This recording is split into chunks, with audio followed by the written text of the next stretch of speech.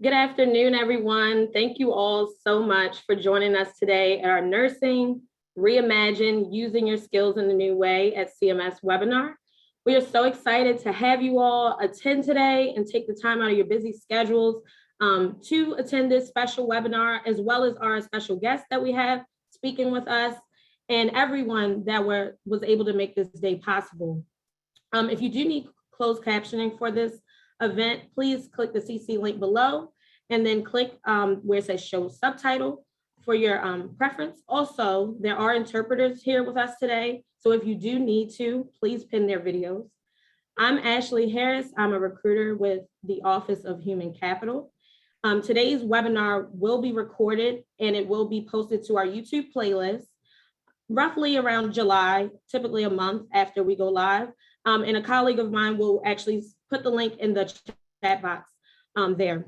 Also, anyone that has registered for today's event, you will receive a follow-up email. And in that email, you will receive any of the slides that we will go over today. And also, any questions that you all may have, please feel free to put them in the Q&A box. We actually do have a few colleagues online that will be taking those questions as we go along today. And to just start it off, I'm sure many of you already are aware of CMS, but if you're not, Centers for Medicare Medicaid Services, we are the largest purchaser of healthcare in the world, administering Medicare, Medicaid, and the Children's Health Insurance Program, also known as CHIP, and the Federal Health Insurance Exchange, touching the lives of over 145 million people. And now to get started with our speakers today, we do have 6 special guests, as I said before, including hiring managers and nurses from 3 of our components within our agency. First, we will be starting off with OPAL, which is our Office of Program Operations and Local Engagement. And we have Anne-Marie Anderson to kick off today's webinar. Thank you, Ashley. Good afternoon, everyone. Myself and my colleague, Naida Patton, will be representing OPAL. I'm going to talk a little bit about myself, go over a little bit about the PACE program, which we represent, and then I'll be handing it over to Naida to talk about the role of a clinician within OPAL. Myself, I have been working now for CMS for 17 years. I started here as a GS-12 health insurance specialist. Over that time, I've worked my way up to a division director, and now I oversee a staff of 9, majority of those that work on the PACE program. I'm going to be sharing some slides to review the PACE program. There's a lot of information on these slides. As Ashley mentioned, the slides will be shared with you afterwards, so please don't feel like you have to rush to see that. Ashley, can you see my slides okay? Yes. Okay, so just a little bit about the PACE program. The PACE program is the Program of All-Inclusive Care for the Elderly, known as PACE. It's a dually eligible program for Medicare and Medicaid recipients.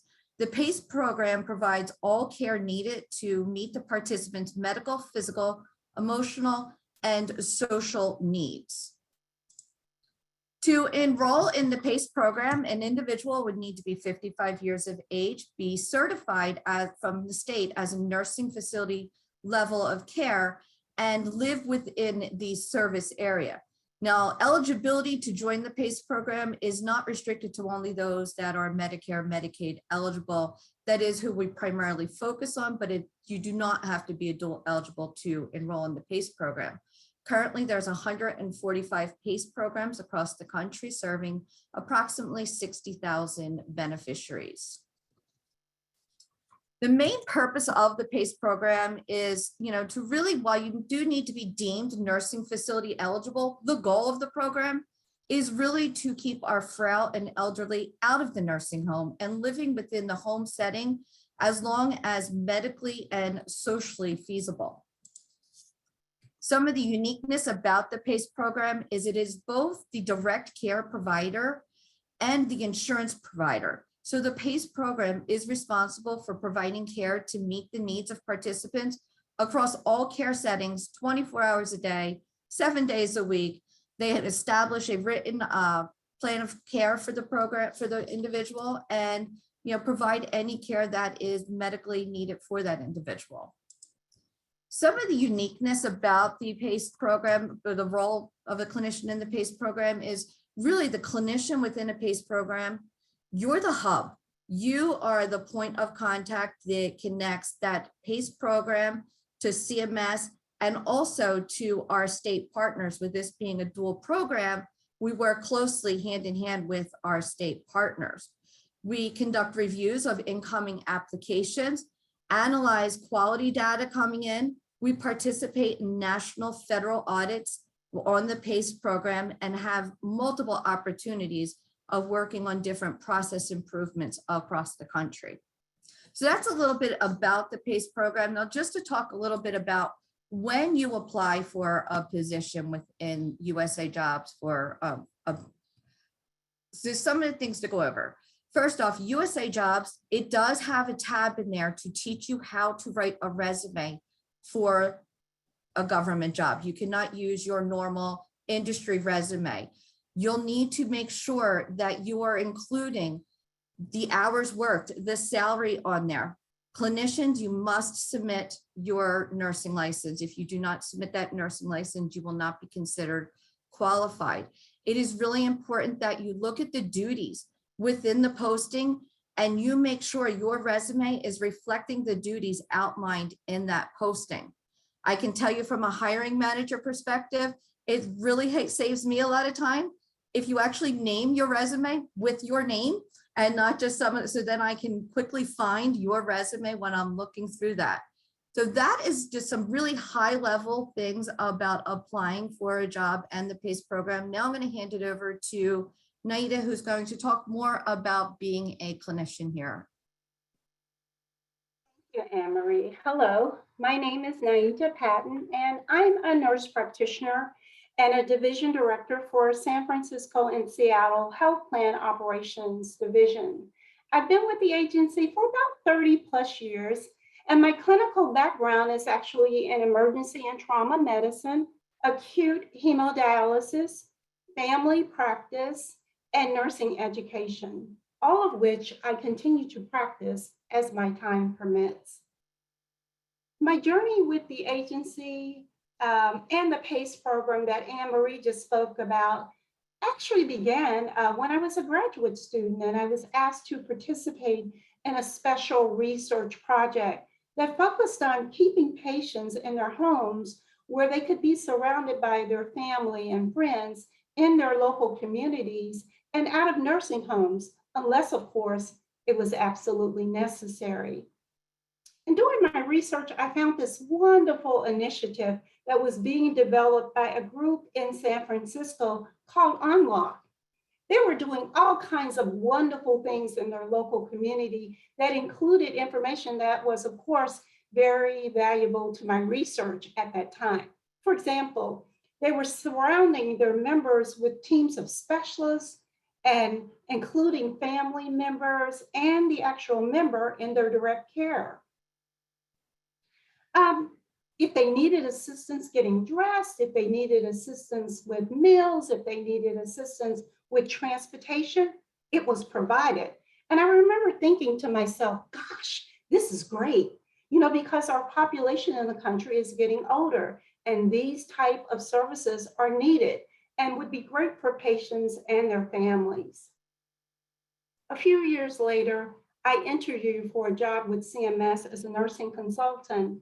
And the hiring manager asked me about my clinical skills, of course, and then asked me a question: would I be content making a difference for millions of patients at the same time, rather than one patient at a time? And of course, I indicated that I'd be happy to do so, but I really wasn't sure what she meant or how I would achieve that until I started working at CMS. And I learned that my clinical skills, the ability to critical think, my medical review skills, pathophysiology skills, knowledge of public health programs, as limited as they were at that time, my ability to work as a team member or leader, and my professional behavior were key skills I needed and continue to use to this day that allowed me to successfully help make healthcare decisions that impacted millions of beneficiaries at the same time. Now, you might be wondering why I shared my graduate research program, and the program that I accidentally discovered. Well, that program I discovered as a grad student is the grandfather or driving force for what is now the PACE program that Anne-Marie spoke to you about.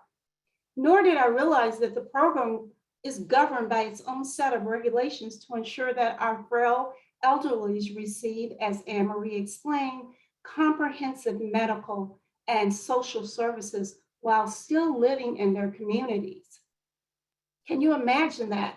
Wow, I never knew that nurses had the opportunity to oversee programs, provide clinical insight, and make recommendations for program improvements, work directly with states to oversee the program, monitor compliance, conduct audits, and monitor corrective actions if needed, analyze quality data, provide day-to-day oversight, and assess program performance.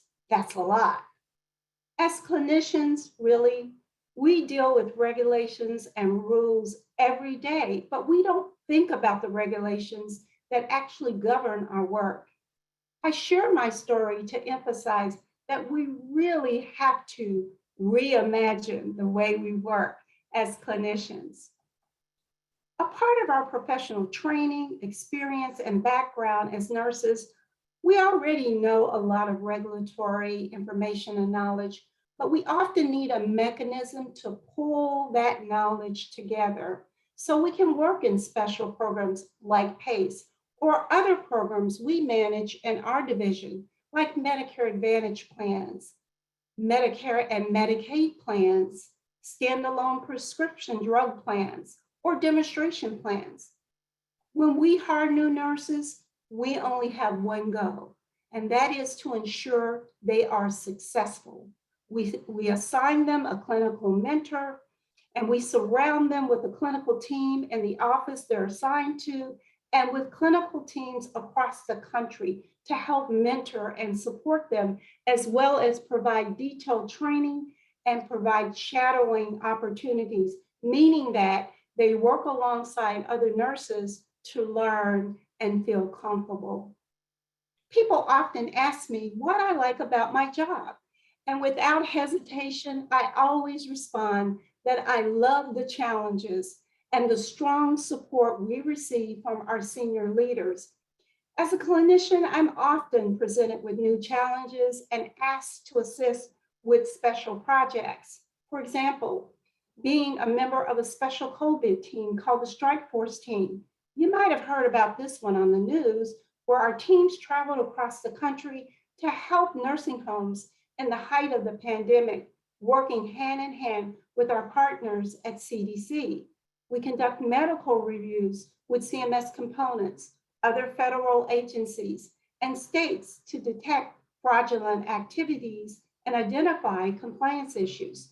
We help develop regulatory requirements and processes for audits and standard operating procedures that actually govern the work we do.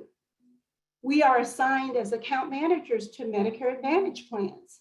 As nurses, we are assigned as division directors, like me, technical advisors, and center directors. Actually, the director for the Office of Program Operations and Local Engagement, or OPO, is a nurse. The list goes on. There is no limit to the opportunities we have as nurses to expand our horizons or fulfill our professional goals. Our patient base is across the country. We serve over 62+ million beneficiaries in our country, which means the work we do is valuable and directly impacts healthcare services for millions of seniors. CMS OPO nurses make a difference in the lives of our seniors every day. Thank you. I'll turn it back over to Ashley. Thank you so much, Naida, for that amazing example of the work that we can do here, as well as Anne-Marie for explaining the PACE program. Next, our component that we'll be highlighting is CCSQ, otherwise known as the Center for Clinical Standards and Quality, and we have James Dickens speaking. Thank you, Ashley, and thanks to my colleagues on the line. First, I'd like to thank our audience members for the privilege of your time and the interest that you're showing in becoming a member of our CMS family. I bring you greetings on behalf of our Clinical Director and Chief Medical Officer, Lee Fleischer, our Deputy Director, Jean Moody Williams, and one of our other Deputy Directors, Janine Iwugo.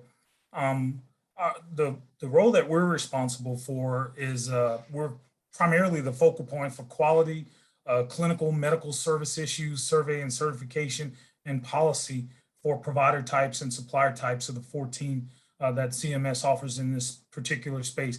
I too am a nurse practitioner, and have had a long and sundry federal career. I came back to CMS in a managerial role for Survey Operations Group in the Dallas location, and that encompasses 5 states, New Mexico, Oklahoma, Arkansas, Louisiana, and Texas, where we're over multiple provider types.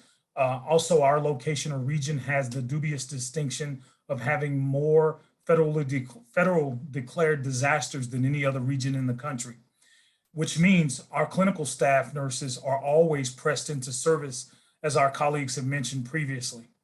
So I've had the privilege of traveling to the Northern Mariana Islands, Saipan, for CMS as a nurse surveyor. I've had the privilege of traveling to the US Virgin Islands for the same role as a clinical nurse consultant for CMS. So we, as Nayetta and others have mentioned, we have a various and sundry group that we support across the country in multiple different roles and multiple different programs and aspects. And so with that, I'm a hiring manager in the Dallas location, as I mentioned, and my division director is Karen Tritz. My current boss in the Dallas location is Gerardo Ortiz, so I bring you greetings on their behalf as well. But as we mentioned earlier, that peppered throughout our organization are nurse leaders. Jean Moody Williams, who's the deputy director, is a nurse as well.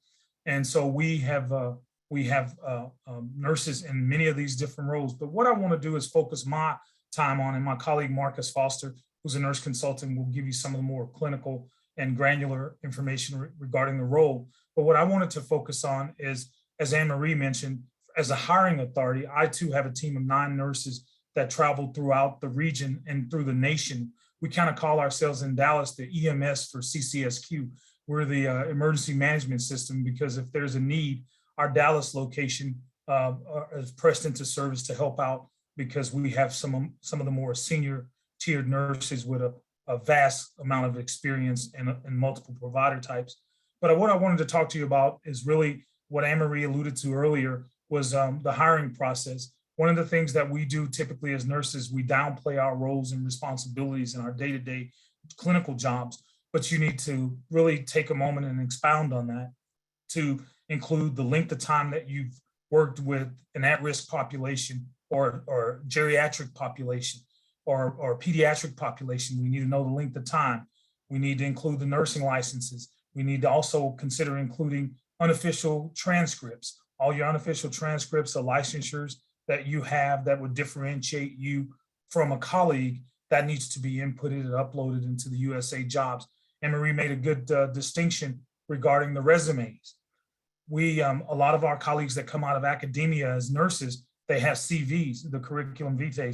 So you want to make sure that you tailor a resume specifically for the job that you're applying for, or very closely to that, to mirror that, not use a very comprehensive curriculum vitae that you've used in academia with all of your publications and things of that nature, all your academic appointments and things like that, because they may not be specifically germane to the job that you're applying for. So it needs to be throttled back and very specific to that job.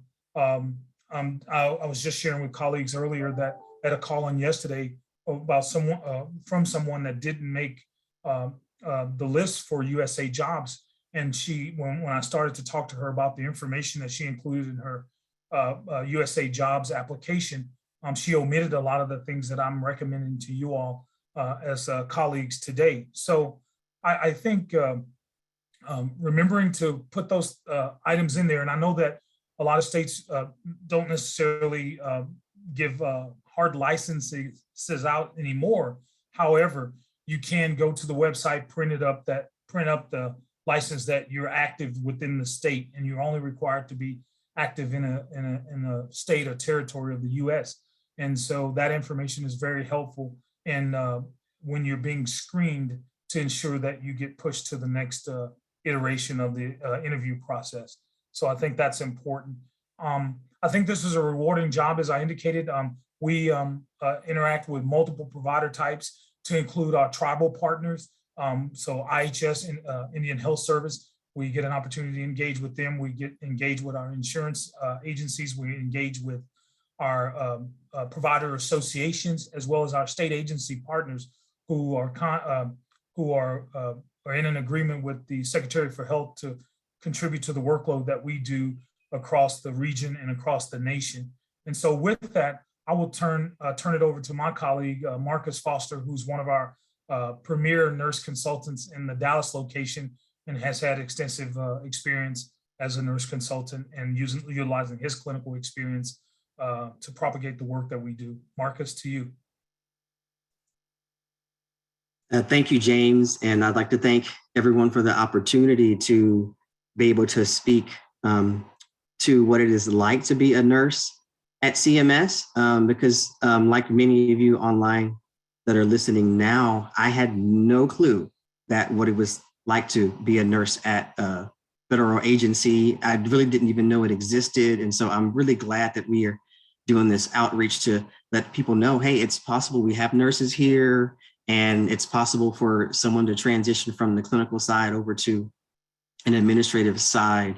So where I work is the survey and operations group, and specifically in the acute and continuing care branch. So in our CMS Dallas location, we under SOG, or Survey and Operations Group, we have the long-term care 1 branch, which James Dickens is the manager, and the nurses on that team, they conduct federal surveys at healthcare facilities, mostly the nursing home facilities, and they conduct inspections and look at quality of care and quality of life. We also have a long-term care 2 branch, and they're also nurses, and mostly their role is office-based. They are federal surveyors, just like a long-term care 1, but they review the survey inspections that the state survey agency completes. We partner with the state survey agencies to conduct our federal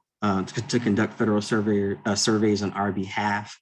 And that team in long-term care 2 reviews those findings, and they use their skills to make their clinical skills and their judgment of the regs to make recommendations on enforcement actions or work on there's different remedies such as monetary penalties, and they use their judgment to determine the extent of those remedies. And over on my side with the acute and continuing care branch, we have a large team, and we monitor regulatory compliance for all those acute and continuing care providers. So hospitals, ambulatory surgery centers, hospice, home health, so all those different provider types. And with my role, I'm specifically the hospital lead, hospital and ambulatory surgery center, and also EMTALA lead. And my clinical background, it's pretty extensive. I worked in cardiothoracic step down, cardiac telemetry. I've done post anesthesia care. I've worked in the federal prison in an ambulatory clinic, med surg. So I've done a lot. And I was able to, I just happened to maybe stumble upon CMS, and I said, okay, well, maybe this is something that I could do, because ultimately my goal was to be able to impact populations from a higher level. So as a bedside nurse or a clinic nurse, you can affect change in a particular subset, and which is absolutely wonderful and great. And I had higher aspirations to be able to affect change from a much higher level and affect total, complete communities and populations. And CMS afforded that opportunity for me. And also with that came with a great work-life balance. And so every day when I come in to work, I most everything starts with complaints. So many of you may be familiar with when, oh, the state comes in, everybody starts running, so, they run away because here comes the state. But what I do from my federal level is I review the complaints that some people may have about the quality of care that they receive at a hospital. And that information gets forwarded over to usually the state, whether it's the Texas Health and Human Services or Oklahoma Department of Health. And they send those complaints over to me. And I review those complaints. And that's where my clinical skills come in. And I'll look and see, okay, this particular incident that may have occurred, is this something based on my knowledge of clinical processes that may occur in the hospital? Does this warrant an investigation by the state? And so I utilize my prior experience and utilize our ability to interpret federal regulations. And the great thing about CMS is that you don't have to memorize hundreds of pages of regulations. You have to just have the ability to know where they are and also how to interpret it. And the good thing about having nurses here at CMS is that, for example, me, I'm kind of that, I guess I would call it a liaison, but I kind of close that gap between high level regulations and policy and what's actually going on at the floor level with clinical. And so I use all of that and I determine whether or not to send surveyors. And then once the surveys are completed, my role is to review the survey findings that the state sends me. And I just make sure that I agree with them.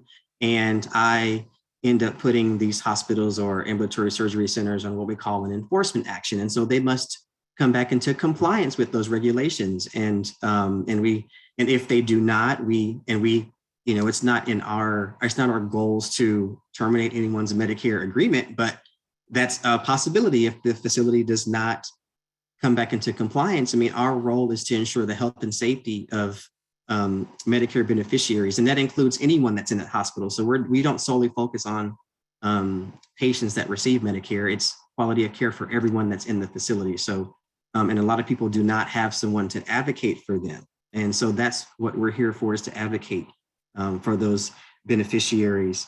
And I just love the fact that I can be able to do that and affect change. And I love CMS overall because there is room to grow. You have mentors.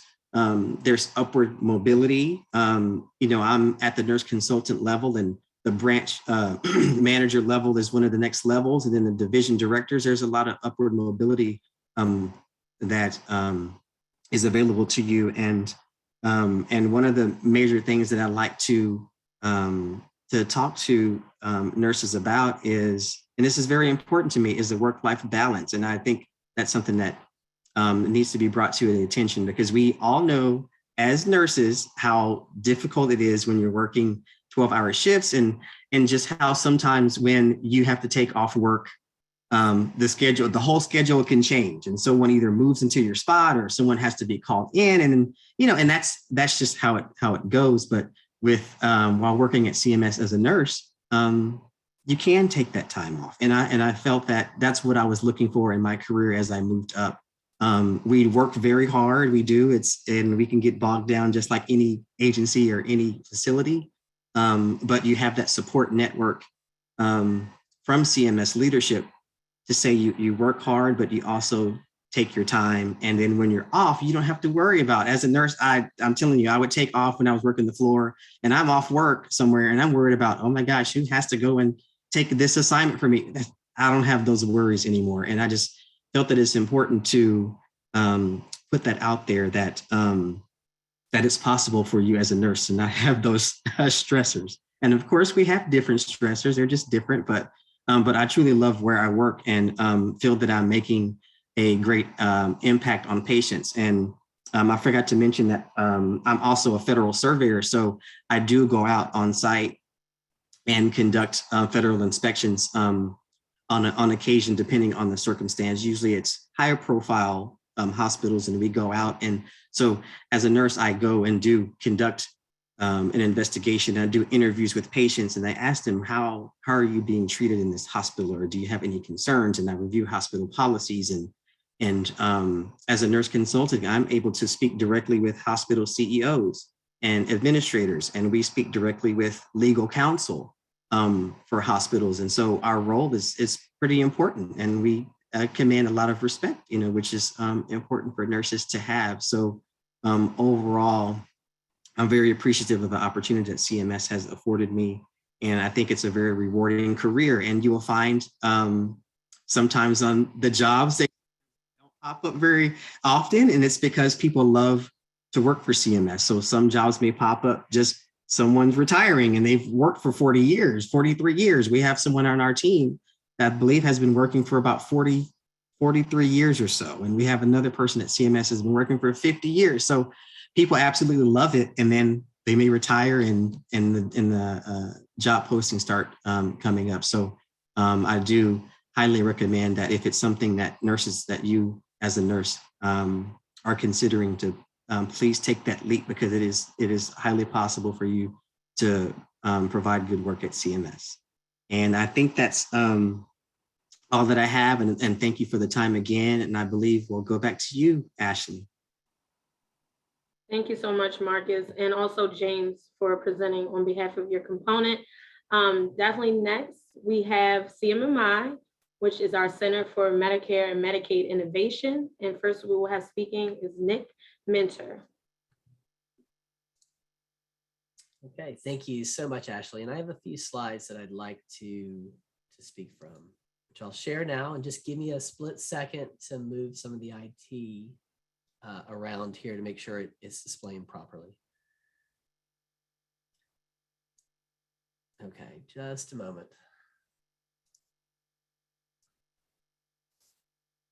Okay, hopefully that works. So just to tee this off, the CMS Innovation Center, as we like to call ourselves, is a little bit different, I think, than some of the other centers, in that the work that nurses do here is much more sort of program administration and policy development focused. And to understand why that is, you have to understand sort of why we exist. And the CMS Innovation Center is actually relatively new, especially compared to some of the existing or longer standing purposes behind CMS. We were created as part of the Affordable Care Act back in 2010.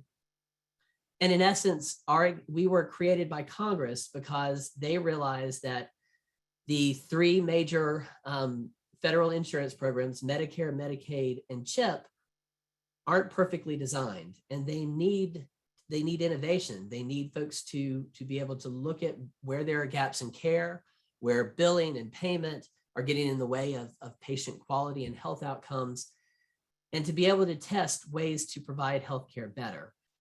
But before the CMS Innovation Center existed, it required all the members of Congress, it's 435 individuals, to come together and decide exactly what we should test. And Congress admitted at that point in time that they don't always do that super efficiently. And so they put into the law about $10 billion every decade that the CMS Innovation Center gets to really think about where the healthcare system can be run more efficiently, and then to use some of that money to go out and test it. And so we also have one other really special power, if you will. Our superpower is that where there are statutes or parts of the law that restrict us from providing care in a way that we believe and others believe with us can be more efficient, we're actually able to waive that part of the law temporarily in order to try to provide care that will improve patient outcomes. And also, as you see here, reduce program expenditures. So our goal is to reach one of three different definitions of success in testing new ways to provide care. First is to improve quality and not increase cost. The second is to reduce cost and keep quality where it is, or number three, which we strive for in all of our models, to improve both quality and the efficiency of care for both patients and providers involved. And so, I thought it would be helpful to just spend a minute or two thinking about some of the problems that we analyze here at the Innovation Center, because they're big. And I think that's one of the characteristics of the CMS Innovation Center is we are thinking about how to revolutionize healthcare, and nurses such as yourselves are so important to the work that we do, because I'm not a nurse and a lot of my colleagues aren't, but we certainly value the input of clinicians because you all are in the field, so to speak. You're part of the healthcare system, and it's your input and perspective that is so vital to ensuring that as we design a solution, we're taking in all of the information from those who are interacting with patients and Medicare beneficiaries or Medicaid enrollees or CHIP bennies firsthand. So here's an example of a current problem, and I'm the division director for the Division of Advanced Primary Care. So this is very close to my heart, but we know that primary care is central to a lot of things. Number one, longer life expectancy. Better quality primary care has been shown to increase life expectancy. It is also one of the only specialties that can increase or improve upon health equity. It also is really integral for patients that have to navigate a very complex healthcare system. However, it represents 35% of all the visits that a patient has or that most patients have in the healthcare system, but it's only 5% of spending. We don't compensate it equivalent to the amount of volume and the importance that primary care has in our system. And on top of that, or I should say as a result of that, there's actually a shortage of primary care physicians and nurse practitioners, and frankly speaking, also PAs and nurses in the primary care field. And that's only expected to get worse in the next decade.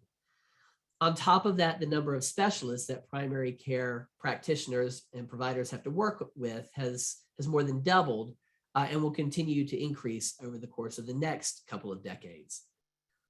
What that means for the beneficiary or the patient is that they have inconsistent access to medical care and to their primary care provider.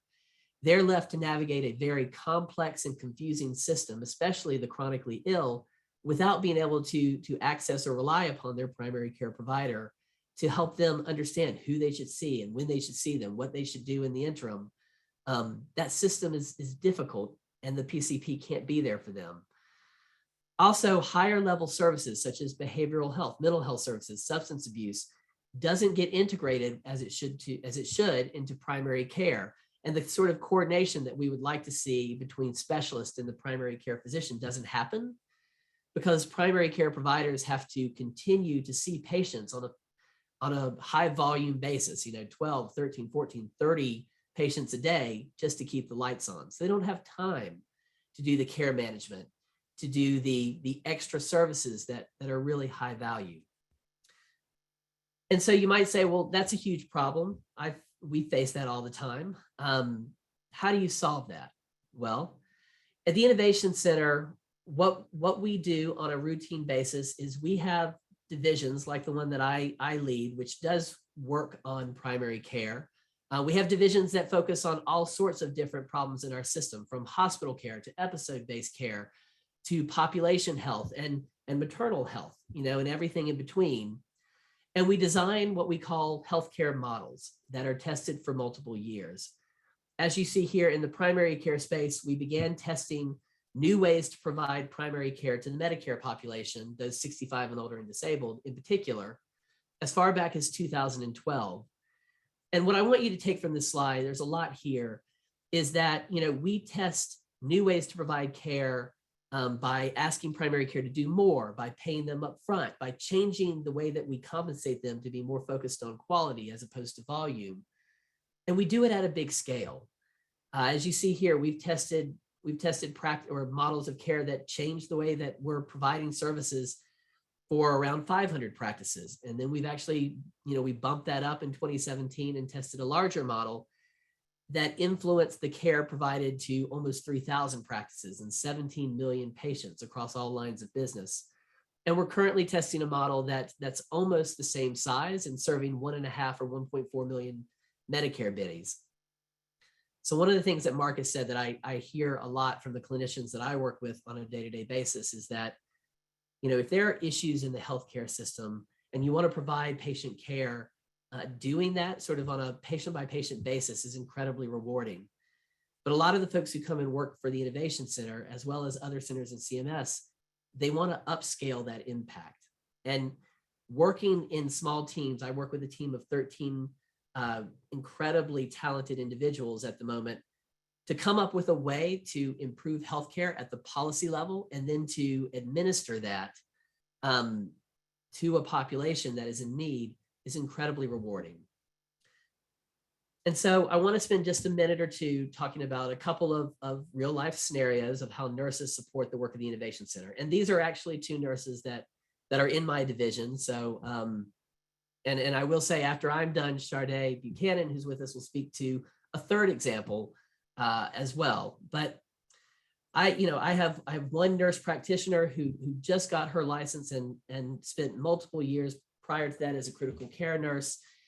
She actually serves as our care delivery lead, which is to say that she has come up with the strategy and works with a whole team of clinicians from physicians to PAs, as well as a pharmacist that's currently on the team, to come up with the sort of skills that primary care needs to develop to better prevent the sort of ED admissions and avoidable hospital utilization that we know will keep patients healthier and reduce costs for the Medicare program. She also is our liaison with a separate group in the Innovation Center that focuses on how to take the learnings that we're producing in the model and spread that nationwide and spread that to other practices. So that everyone is benefiting from the lessons that we're learning from the experiments that we're running within the Innovation Center. So day to day, she looks at data that comes in from the practices that are in our model as they tell us what they're changing and what's working for them. And she uses that to determine what we need to continue to focus on going forward as a strategy to improve care at the patient level. She also works with, again, a clinical team to figure out where we need to improve the best practice information that we want to provide to practices in the model so that they know where there could be gaps in providing the type of care that they strive to provide to their patients. It's incredibly important. She's essentially moving from being able to provide care directly and maybe being beholden to some of those gaps in care to helping to address them. And that's been very rewarding to her. And I want to note, I mean, we spend a lot of time onboarding folks at the Innovation Center because the work we do is really important. And so we onboard folks very intensively. And then we give responsibility to folks in a supportive way. She's doing all this with 1 to 2 years of experience in the government and has been a real asset to the team. Another example is a nurse that we've actually had recently join the team from another center within CMS. And she currently is managing a very large team of contractors that are helping to implement all the day-to-day calculations, the quality measurement assessments, the payment calculations for primary care first, the model that I mentioned earlier that's treating over 1 million Medicare beneficiaries. She also is an expert on the quality payment program, which provides a lot of the incentives that motivate our practices to do better. And so she's really focusing on the ground on things that she learned as a clinician, and also is now able to sort of direct and produce some of the data that she has said she would have loved to have had access to when she was in the office. Her time in government, she's been a nurse for many years and has actually served as a nurse within the government for the last 6 to 7 years. In closing, before I pass it over to Sharday, who will give an additional example, and is just a phenomenal example herself of how to succeed within the Innovation Center. Anne Marie and James did a great job of describing some of the skills that you need to apply successfully to the Innovation Center, so I won't rehash those. I do want to state that we work in a team-based environment, and because we're trying things that are new, to really thrive at the Innovation Center, you have to be willing to think innovatively and be more beholden, more attracted to solving the problem than you are attached to the solution. Because a lot of the things that we come up with don't work the first time. That's why we're testing stuff out. And if that's the sort of environment that you would thrive in, then the Innovation Center is a great place to work.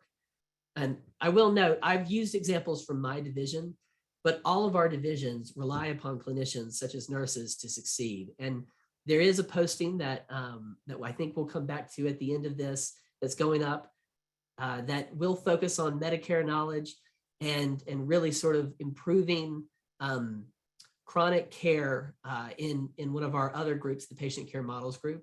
I can't say enough about how highly sought after that position is, and what a great opportunity that is. And with that, I will stop talking and let Sharday take us from here. Thank you. Thank you, Nick. To be honest, everyone in this call, all of the colleagues have done a great job repeating or mirroring how I feel about CMS. But just to give you a little bit of background, I'm Sharday Buchanan. I currently work in the CMS Innovation Center, or Center for Medicare and Medicaid, which is CMMI. I started out my nursing career on telemetry floor at GBMC, and I actually had a situation where I had a patient and it was hard to coordinate care with the patient to go to a nursing facility. So I talked to the case manager and I was a little intrigued by that process of coordination of care. So I then moved on and I worked for a managed care organization, and I soon became a director of utilization management, where we work to help manage and improve care for Medicaid enrollees. I've worked with CMS or federal regulations because I had to ensure that we were meeting certain policies as far as Medicaid, but I have always been intrigued for the quality as a whole. So I did try to apply to CMS for a while, just to kind of gain more knowledge with Medicaid and to understand Medicare, because essentially that is the pillar of healthcare. For me, that's what it was. So I decided to apply to CMS to challenge myself a little more. And finally, in 2020, I finally was accepted, and I did get a job in CCSQ, and that's where, or the Center for Clinical Standards and Quality. And that's where I worked on quality and specifically third-party intermediaries for the Merit-Based Incentive Payment System, or the MIPS program. And this program was to reimburse MIPS-eligible clinicians for Medicare Part B covered professional services and reward them for improving the quality patient care and outcomes. So because there's so many opportunities at CMS, I actually got a little taste of CMMI while I was in CCSQ, because we are big on innovation, on my ideas being brought to the table, my past experiences with clinical reporting statistics with the Medicaid community and bringing it to Medicare. I was intrigued. I wanted to challenge myself. I wanted to be part of the solution. I wanted to be part of a team. And I know I made the right decision, because currently what I do is I work on quality work streams, specifically 2 models. I work on the global and professional direct contracting and the ACO REACH, or the Realizing Equity, Access, and Community Health. For those that don't know, models are incentive programs that help to improve quality of care and health outcomes for Medicare beneficiaries through the alignment of financial incentives, patient choice, monitoring to ensure that beneficiaries maintain access to care, and to emphasize care delivery. So just to kind of give you a little bit of background of my day-to-day, I manage quality management and quality measurement. So that includes maintaining quality measures. I support measure development activities. I help to coordinate with other centers such as CCSQ or CM, that's a Center for Medicare, or measure management and alignment. I develop benchmarking and scoring for measures. I provide feedback to the quality vertical team, which they help to develop guiding principles for developing quality measurement strategies for the models. I manage reporting, so I provide guidance to models and finances on quality strategies. I support the new requirement incorporating health equity, which is big with everything going on, to be able to focus on health equity and to ensure underserved populations are getting what they need, is dear to my heart, because I came from Medicaid, and that's what I did for 11 years. So that is important to me. I participate in webinars to provide education to ACOs, or accountable care organizations.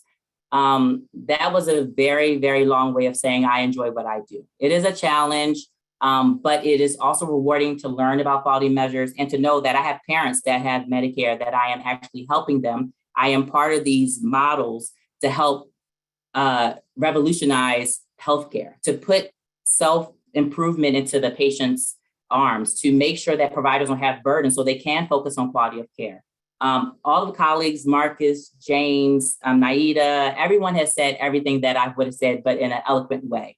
So I have enjoyed being at CMS. I hope to be like Marcus, James, Naida, being in CMS for years.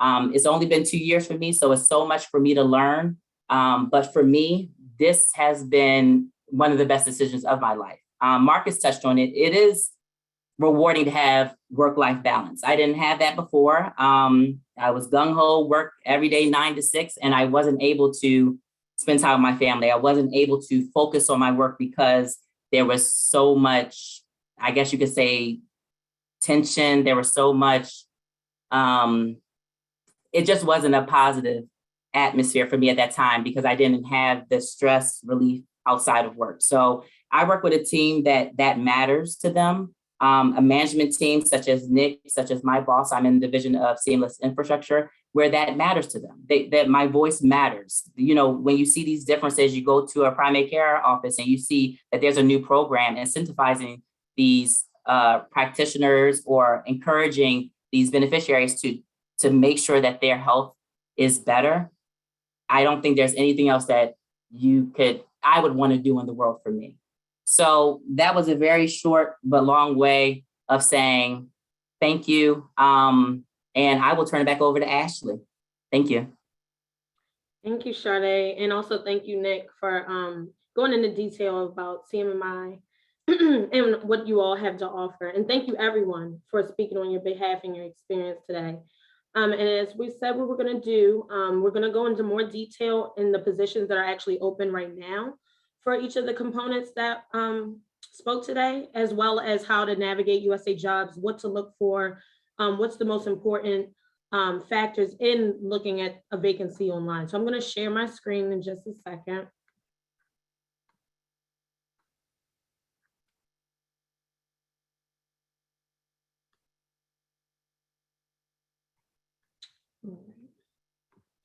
So everyone should be able to see my screen. So this is USA Jobs for nurses. And of course, you're going to start with the search. I know a lot of people can be very overwhelmed by USA Jobs. It's a lot of information. It's a lot that you could maybe possibly look past, but we're definitely going to highlight what's most important and what to look for. So as you can see this screen right here, this is basically the overview of what you will see on the dashboard of usajobs.gov as soon as you log in, or as soon as you click USA Jobs. And this is pretty much how we would suggest to set everything up. So of course, once you're on there, creating a profile if you have not done so already. Of course, if you already have a profile established, making sure that you are vetting any resumes that maybe you are super old or not relevant. But you can create and store up to 5 resumes, which is very helpful to know because we do know a lot of people have various skill sets and an extensive background and history. So please make sure that you are creating and uploading the resume that's applicable to the position that you're applying for. You know, don't create a one-fits-all resume. Please tailor to that specific position. And also you are able to upload up to 10 attachments. So please make sure your license is one of those attachments. That is the most important. But moving forward, one thing is that's very, very helpful that a lot of people look right past is the help section that it actually can be found at the very top corner of USA Jobs that allows you to pretty much search frequently asked questions. So most of the things that we get asked, you know, uploading documents, what can be saved, how can I save a search, things like that, what to include in my federal resume, most of it is here. And I'm also going to provide you with the resources of how to define, you know, if you do have specific questions, who to turn to and where to find that information. So of course, starting with the search to alleviate any time wasted, you want to make sure that you're searching accurately, filtering searches. I can't reiterate that enough. That is probably the most important because you want to make sure that you're only looking or viewing positions that are applicable to you. There are various positions that we may offer, but they're only applicable to certain individuals that belong in these specific buckets that I'll go over the different hiring paths in a few slides, as well as saving a search, as I just mentioned. Some of our positions are only open for 5 to 7 days, but when you do have a position that's open for 10 days or a continuous where it may be open for a few months, please make sure you save that search so that you can come to it at a later time. And this slide goes over all the various hiring paths that we offer. So again, as I said before, you want to make sure all of the icons that are next to the words, are going to mainly be right next to that position. So they're not going to say all of the words and titles. This is just to let you know what the icons mean. So of course, you want to utilize the hiring pass to your ability. If you fit in more than one bucket, please look at all the positions that are suitable to your background, but definitely filter the search to make sure that you're not viewing a position that you're not able to actually apply for. So now we're going to get into the anatomy of a vacancy announcement. And again, I will go over briefly a live view of USA Jobs in a position that's open right now, so you can kind of see what this looks like. So as you can see here, this is what it will look like as soon as you click on a position of interest. The arrows pointed to for you to direct under the summary, as well as in the top left, it'll tell you the center or office that is hiring. And then of course, as you scroll down, you will have the duties. So of course you want to make sure that you're analyzing the position, because just because it says nurse, it may not be suitable to your background. Maybe you're, either you want to be a surveyor consultant, or maybe you want to be more on, the innovation side of things. It depends on where you plan to be with your career goals. So you definitely want to make sure that you're looking at the duties to make sure that it's a position that you actually desire. So this is the most important part, one of the pretty much the top important section of the USA Jobs vacancy announcement, and that is the qualifications section. You want to make sure that you are reading this in full, because I know it's a lot of information, but based on the particular position, it will pertain either more or less information depending on what's needed. So this specific position says it's hiring at a GS11, and it's letting you know that the 2 skills that must be included in your resume to be even deemed eligible for this position. So anything that's listed in qualifications means that that's what the managers saw as the minimum skill sets needed for this position. So you must state in your resume all of the skill sets listed, not 1 or 2. Whatever is listed, you must demonstrate all of them.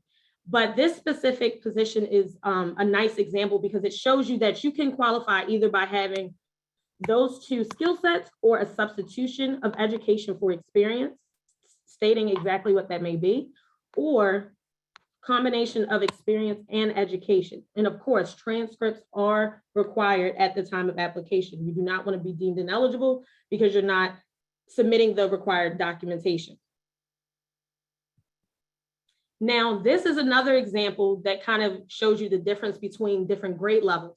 So this specific position is actually hiring at a GS12, and you are not able to substitute education for experience. So please don't, assume that, you saw a nurse position for 1 grade and you're like, oh, okay, well, this other one, I must be able to do the same. You please read in full the qualifications and what's deemed fit for that position, as well as the education requirement. Not every position has one, but you want to make sure that you're viewing that section so that if it does require a specific educational degree, that you have what is required of you. And this is also extremely important. So this would pretty much probably be under the required document section, which can be found like right underneath qualifications, which right here, as you can see, please make sure you are submitting your license also at the time of application, because you will be deemed ineligible if you do not. Some of the positions that we will be discussing or going over today do have an occupational questionnaire, and you're actually able to preview the questionnaire in advance, which is actually very nice, because it could help you probably, jog your memory on, oh, okay, let me, we do our daily task every day, and sometimes we haven't updated our resume or haven't included certain things. So it may kind of jog your memory on what to make sure to include in your resume. But there is also a different assessment, which is our USA Hire assessment, that you cannot view in advance. And that's a little different. And I will go into details of that as well, but please make sure that you are submitting your license and your transcripts. And again, transcripts being extremely important. If you were educated abroad, please provide the foreign education evaluation, that transcript, and make sure that it is in English. And if you do possess multiple degrees, make sure that you are including those transcripts that are relevant to the position. And if you are submitting a transcript, say that you just, you went back to school or anything of that nature, and it's unofficial, that's acceptable. However, we cannot accept degree summaries. Now I'm going to briefly stop sharing the slides here, and I'm going to actually share a walkthrough of USA Jobs in general, just so you can kind of get an overview of what I'm discussing. So if everybody can see my screen, can everyone see it? Okay. So this probably looks slightly different than it will for you because I already favorited our agency. As you can see, it says Centers for Medicare Medicaid Services, and we currently have 33 jobs available. However, you would actually put in the keyword section the name of our agency, and you do have to actually spell it out. You can't put CMS. So that's just for you to know. But again, going over what I stated before, to your right-hand side, you see all the hiring paths that I went over. So if you had a specific hiring path that you were only looking for veteran openings or open to the public, or you name it, you know, individuals with disabilities, this is your time to then select those hiring paths that are applicable. Now we will walk through one of our openings that's open right now with CCSQ. It's our Nurse Quality Assurance and Survey Certification. So again, this is just a live example of what you will see when you go on USA Jobs and you view a vacancy announcement. So as you can see, again, you're seeing the center that's hiring for it and their group, and then a brief description of what that nurse role will look like, as well as the locations that we're hiring in. So as you can see here, we're hiring in pretty much every region that we offer here at CCSQ, which is great because, of course, you know, we have people from all over. And I know we're always getting this question of, are there remote options and this, that, and the fourth. We do have, so for the particulars, we are kind of deeming certain positions remote in and remote out, which basically means that some positions that are deemed remote inside, you basically have to be within the commuting area. So if you are selecting Denver, you want to make sure that you are, if told to come into the office on a periodic basis, may not be weekly, but if you are told to do so, you want to make sure you're in that commuting area. Whereas we have some components in some positions that are deemed remote outside, meaning that you will not have to come in as frequently. So again, this also shows who the job is opening to and what that description means. So you can also see that, okay, this is a good fit for me, or this position is open for someone like with my background. So again, this is exactly what we just went over in the screenshots as far as the qualifications and transcripts being required. But one thing that I always like to highlight on here is that a lot of people do not know even exist. We know that during the process of applying, questions come up, very specific questions, maybe to your own background or the position itself. There is a section at the very, very bottom here that is our agency contact information. So that enables you to either have a specific person or an email box that you can contact. So as you can see with this specific announcement, we have James Jones, that is actually our HR specialist that is in charge of this announcement. So if you did have specific questions about the location of where you are and what you're applying for, what's needed, or anything of that nature, please feel free to send an email to our colleague there. So that's just a kind of a brief overview of the position. And also, please make sure if you're ever emailing our specialist, please include this announcement number you see right here to the right. This allows them to know the specific vacancy that you're referring to, because if you just say a nurse position, there's several nurse positions that are open. So you don't want them to have to look for what you're actually having a question about. So that's just a quick example there, and then I'll get right back into the slides. So we left off transcripts. So again, the final reminder of please making sure that you are uploading your license and all the required documentation so that you don't already become ineligible before even getting the chance to be seen by a hiring manager. It's very, very, very important. And again, qualifications must be reflected in your resume, making sure you're tailoring the qualifications to be in your resume, and be very, very clear of all your examples or experience. Now, this is what I was referring to earlier when I was saying that there are quite differences if there's an occupational questionnaire attached to an announcement versus a USA Hire assessment. So again, with the occupational questionnaire, you are able to view that before applying. And it's typically multiple choice. However, the USA Hire assessment, you cannot view before applying. And it's more competency based and it's a lot more lengthy in time. So please make sure when you are applying that you're taking the time to basically be able to complete the application in full. Now, you cannot actually exit a competency before completing it. However, if you finish one competency, you can save it and come back. So that is something that I would like to know. You can finish one and come back to it if you do not have a time. However, you cannot exit in the middle of one competency or another. And again, like I said, it may take time. So you want to make sure you have the appropriate time to complete it. And typically the USA Hire assessment is sent to you in an email form and you have a certain time period to complete it. So that's the difference between like the occupational questionnaire and the USA Hire assessment.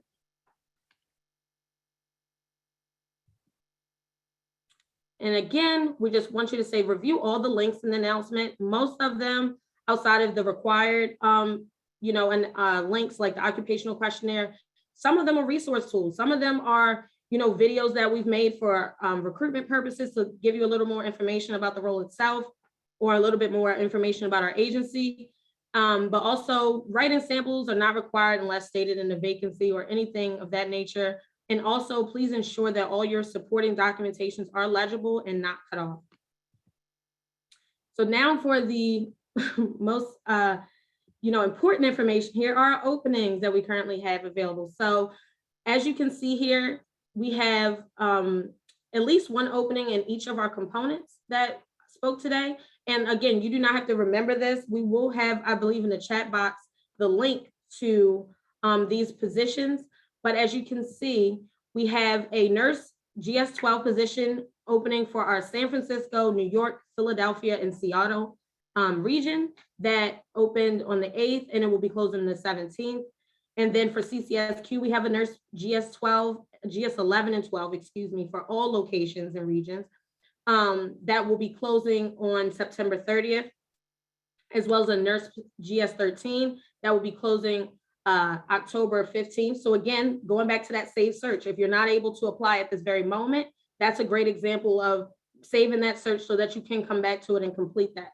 And then at CMMI, we have a nurse position that conveniently is opening tomorrow, June 9th, and will be closing June 22nd at a GS-13. And then even though this is a health insurance specialist that we have listed, some of the health insurance specialists that work in CMMI actually have nurse skill sets. So don't already weed it out just because it says health insurance specialist. Please, put your eggs in as many baskets as possible when applying to CMS.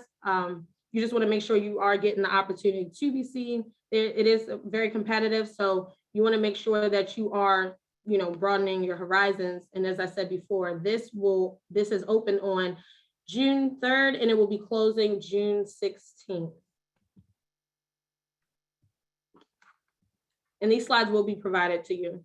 And of course, as always, thank you on behalf of OHC and all of my colleagues here with CMS today. And we have the nurses webinar landing page that's actually attached to this. So outside of the CMS recruitment email box, that if you have any general inquiries, please feel free to email. We do have our CMS landing page with the nurses information going over the positions we discussed today. I'm going to stop sharing my slides. Right now, we can go, let me see if there's anything in the Q&A box that we need to answer. Yeah, so good afternoon, everyone. We had a question come in specifically for James about the surveyor positions. So there were two questions kind of related. One was, are you able to work remotely or are you required to relocate? Do you need to be near the position if you were hired for a survey position? So great. Thank you, Marla, for that question. And thanks to our colleagues again for the privilege of their time and asking these questions. I am happy to say that you are not required any longer to be in the location. So the 10 HHS locations or CMS locations that are consistent with the CMS, CMS locations, which are consistent with the HHS regional offices, you are not required to be there. I am happy to report that I've just hired 3 new nurses, 2 of which that are not co-located in the Dallas catchment area, so to speak. And that's a historical first that I'm acutely aware of. And so I have one, which is about 4.5 hours away in Houston and the other in San Antonio. So they're in the general geographic location, but I did hear that there was a person from New Mexico that was hired in the Boston office. So those structured boundaries that we used to have are no longer feasible. But also I would add, it's predicated upon the hiring manager and the needs of the organization at the time, if that makes sense. Yes, thank you. And then secondary to that, the question was that the position states it's about 76% or greater amount of time to travel. So what does that really look like to an employee? So for the SOG nurse consultant, it's about 26 weeks out of the year. But again, that's predicated on the workload. That's predicated on your training. That's predicated on your vacation, federal holidays. And so there's a lot of, depends, so to speak. So roughly we would say about 26 weeks out of the year, about half the year in travel, but that goes up for some and down for others and vice versa. So again, it's predicated on the needs of the agency at that particular moment in time. Thank you for that. And the last question we have here noted to be asked verbally, unless there are any others that come in, I'll direct this towards Anne Marie. So you guys have a position currently open. The question revolved around the expected timeframes to move through the hiring process. So since you all have a current position open, there are some HR requirements. Obviously, once the position closes, HR will need to review the applications. That can take up to a couple of weeks. But once you get the applications, what does that process timeframe look like for you? We can definitely review that. Once we receive our list of applicants, we immediately respond to that. Within the week of receiving that, we are reaching out, scheduling our interviews. Once we receive our list, we typically try to conduct all of our interviews within 2 weeks of receiving that, so we can move forward, knowing that it's already been a few weeks before it reached us. So within 2 weeks of us receiving it, we're conducting our interviews. Fantastic. Thank you for that. And to finish off that process, once a selection is made, it will come to HR. There will be a tentative offer extended, and then there's some pre-employment paperwork, a background screening that takes place that could take a couple of weeks. And then once all of that is finalized, a final offer, a job offer is extended. So that's a review of the timing. One more question did just come in, and I will direct this towards, just want to make sure. So yes, Nick. So if you don't mind, there was a question that came in and it said, will you lean towards existing federal employees over an equally qualified public sector candidate?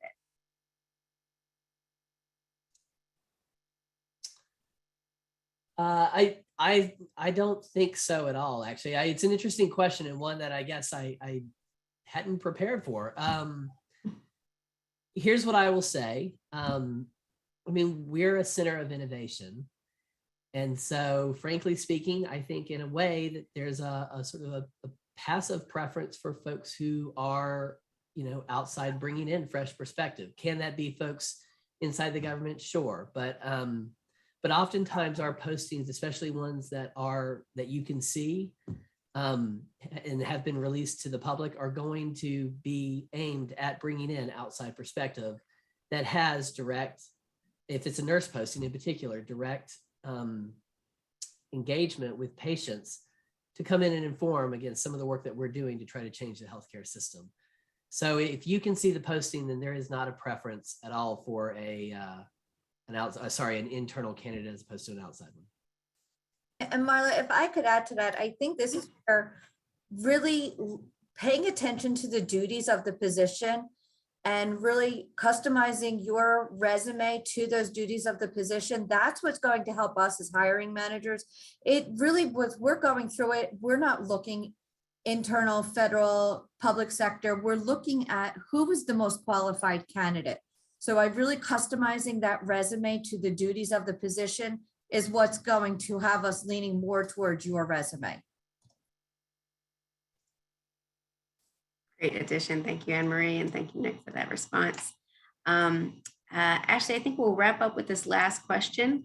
So the question revolved around, is there a certain GS level that a new federal employee, somebody coming in new, can be hired at? What would be the recommended level to try at first? So if you want to just reiterate the response about looking at the specialized experience section of the vacancy announcement.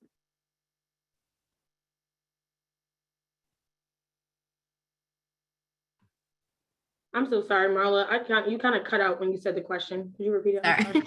Sorry.